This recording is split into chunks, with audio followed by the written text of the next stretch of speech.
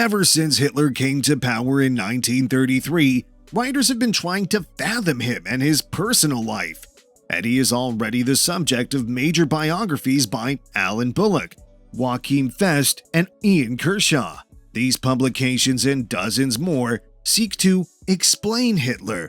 As Ron Rosenbaum's book puts it, Hitler begs for an explanation and perhaps always will, for his biography remains absurd and abhorrent even when we have all the evidence. It's hard to believe that such a person could wield so much power. How could the world have allowed it to happen? And always the unspoken fear. Could it happen again? When Adolf Hitler reached 30, his life was more than half done, yet he hadn't left a trace on Earth. Without any close pals, he could have easily been a virgin at the time. He had always wanted to be a painter or an architect when he was younger, but he was denied twice from Vienna's Academy of Fine Arts. He had never worked a day in his life, and in the years leading up to World War I, he scraped by selling his artwork, particularly paintings and postcards, on the streets of Vienna. When war broke out in 1914, he joined the German army as a private, and he was still a private when the war ended 4 years later. He was never elevated owing to his quote-unquote lack of leadership qualities.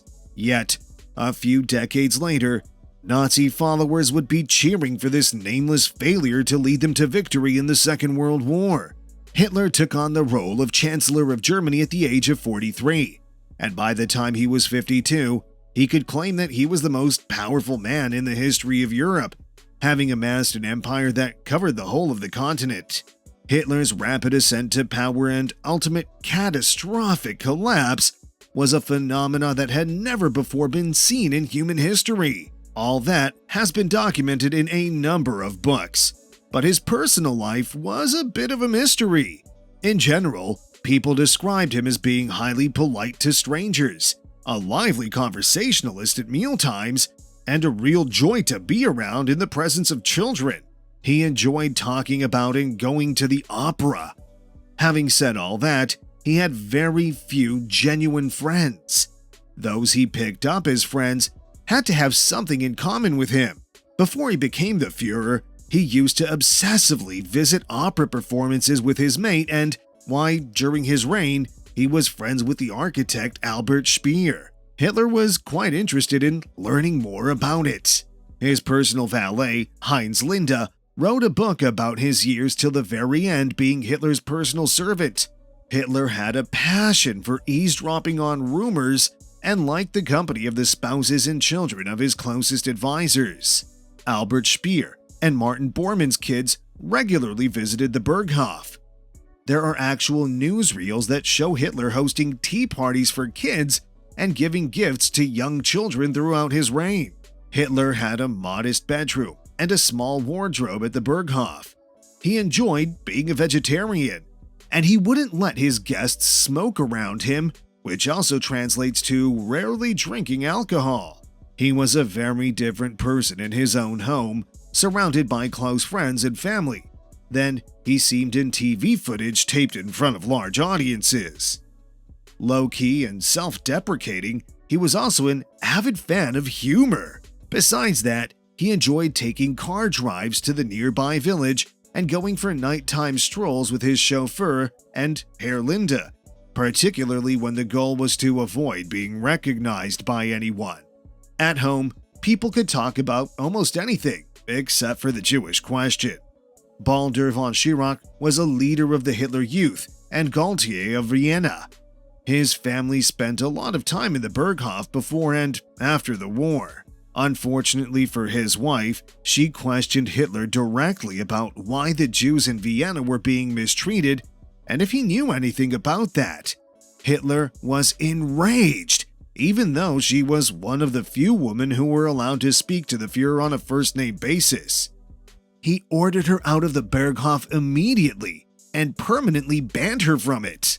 This meant his character inside his residence was a mixture of banality and horror, just like his political life. Hitler's bohemian lifestyle was routinely thwarted by tedious office work. Hitler's valet would quietly knock on his door and serve him a simple breakfast of tea and cookies when he heard him moving about his room. And after Hitler had finished eating, his servant would bring all of Germany's newspapers and read summaries of the foreign press. This would be followed by signing paperwork kept to a minimum by his aides. The next step was daily briefings on the war, which only included Hitler's most senior generals. But Goebbels was often invited to be briefed about the viewpoint of the Nazi Party, which meant that Hitler's own perception was emphasized. Hitler would use lunch for utilitarian reasons, like communicating his main ideas to his close group. He would savor a cup of tea in the afternoon. His longtime party friends and others invited visitors gave them the opportunity to kick back and relax over afternoon tea. As long as the women, who were often the spouses of high-ranking party leaders, did not voice their views, he found great pleasure in entertaining them. Curiously, this was a habit he shared with Churchill. The conversation should be an all-male affair. While staying at Berchtesgaden, Hitler would take a brief stroll as his only form of physical activity. In the late afternoon, he would spend his time either dictating to his secretaries on official issues or meeting important guests. The evening meal was often a buffet, with the exception of Hitler, who would have a vegetarian dish specifically prepared for him. During times of peace, Adolf Hitler and his wife Eva Braun would go to their bedroom together. But when war broke out, this habit became rare and was mostly unnoticed by those who were there. After dinner, Hitler would sit down with his generals for long war conferences that lasted between 2 and 3 hours, throughout which they would decide even the most minute details of the conflict.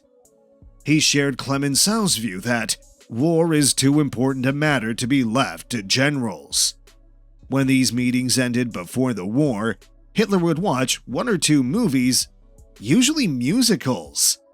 After the movies were over, Hitler would invite a small group to stay and listen to a 1 or 2 hour speech about everything from Christianity to dog breeding. By now, it was 2 or 3 a.m., and the guests were free to leave. Hitler went back to his bedroom, not with his wife, fighting off insomnia as best he could. Even in bed, he would spend hours reading novels or books. Many times he would fade away for hours at a time while reading these things, and he would not allow himself to be disturbed, even if it was something important. It's easy to see that Hitler had no interest in any kind of romantic or sexual connections. His biography by Joachim C. Fest portrays him as an arrogant and extremely serious guy who was fascinated by his own ideas from an early age. While his colleagues were talking about ladies, Hitler was only interested in opera and architecture. The more he became disinterested in dating. In the political sphere, he was very proud of the fact that he didn't have a private life.